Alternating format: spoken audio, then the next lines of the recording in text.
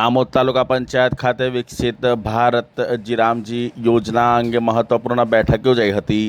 આમોદ તાલુકા પંચાયત પ્રમુખ રાજદીપસિંહ દાયમાની આગેવાનીમાં વિકસિત ભારત શ્રી રામજી યોજનાની બેઠક યોજાઈ હતી। આમોદ તાલુકા પંચાયતના હોલ ખાતે વિકસિત ભારત જીરામજી યોજનાની મુખ્ય વિશેષતાઓ અંગે મહત્વપૂર્ણ માર્ગદર્શન બેઠક યોજાઈ હતી। તાલુકાના તમામ સરપંચો અને તલાટીઓને ઉપસ્થિત રાખી યોજનાના અસરકારક અમલીકરણ અંગે વિસ્તૃત માહિતી આપવામાં આવી હતી। 125 દિવસની રોજગાર ગેરંટી બેરોજગાર અને જરૂરિયાતમંદ લોકોને રોજગારીની વધુ તક મળે તે માટે મહત્વપૂર્ણ જોગવાઈ, સમયસર વેતનની ચૂકવણી, શ્રમિકોને તેમના કામનું વેતન સમયસર મળે અને ચૂકવણીમાં વિલંબ થાય તો વળતરની જોગવાઈ અંગે પણ માર્ગદર્શન આપવામાં આવ્યું હતું। ગ્રામસભાની મહત્વપૂર્ણ ભૂમિકા, ગ્રામસભા દ્વારા વિકસિત ગ્રામ પંચાયત યોજના VGPP તૈયાર કરી ગામના વિકાસના કામોને યોગ્ય દિશા આપવાની વ્યવસ્થા, તમામ યોજનાઓનું સંકલન, ગ્રામ્ય વિકાસ સાથે જોડાયેલી વિવિધ યોજનાઓને એકસાથે જોડીને ગામના સર્વાંગી વિકાસને ગતિ આપવાનો પ્રયાસ।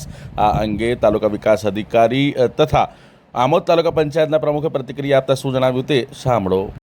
માતરમ, ભારત માતા કી। તાલુકા પંચાયત આમોદ ખાતે વીબીજી રામજી અધિનિયમ એક્ટ હેઠળ આજે અહીંયા સુંદર સભાનું આયોજન કરવામાં આવ્યું હતું। એમાં તાલુકાના તલાટી મિત્રો અને સરપંચ મિત્રો અને તાલુકાના ચૂંટાયેલા સભ્યશ્રીઓ અહીંયા હાજર રહ્યા। એમાં એપીઓ અને ટીડીઓ દ્વારા સુંદર એનું જોગવાઈ, કાયદાની જોગવાઈ ને એમની સુંદર માહિતી આપવામાં આવી। એમાં પહેલાં મનરેગામાં જે હતી એના કરતાં પહેલાં 100 દિવસની રોજગારી હતી, એમાં 125 દિવસ કરવામાં આવ્યા અને ચૂકવણીમાં પણ ફાસ્ટ કરવામાં આવ્યું અને બેરોજગારી ભથ્થાની પણ અહીંયા જોગવાઈ કરવામાં આવી છે।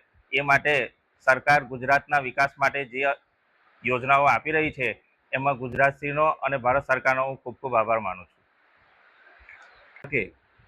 તાલુકા પંચાયત આમોદ ખાતે માનનીય તાલુકા પંચાયત પ્રમુખશ્રીના અધ્યક્ષ સ્થાને વીબીજી રામજી અધિનિયમ અંતર્ગત એક કાર્યશાળાનું આયોજન કરવામાં આવ્યું, જેમાં ગ્રામ પંચાયતના તલાટી કમ મંત્રીશ્રીઓ, ગ્રામ પંચાયતના ચૂંટાયેલા સદસ્યશ્રીઓ, સરપંચશ્રીઓ તેમજ તાલુકા પંચાયતના સદસ્યશ્રીઓ, તાલુકા પંચાયતના પ્રમુખ સાહેબ, ઉપપ્રમુખશ્રી તેમજ બધા જ પદાધિકારીઓ દ્વારા કાર્યશાળામાં ભાગ લેવામાં આવ્યો।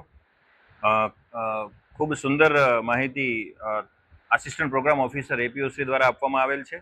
તેમજ કાર્યક્રમના અંતે પ્રશ્નોત્તરી અને ચર્ચા વિચારણા દ્વારા જે કાંઈ પણ એમના પ્રશ્નો છે એમનું સમાધાન પણ કરવામાં આવ્યું હતું અને એકંદરે ખૂબ સુંદર આ કાર્યશાળાનું આયોજન કરવામાં આવ્યું હતું। એ બદલ હું તાલુકા પંચાયત પરિવારનો આભાર વ્યક્ત કરું છું।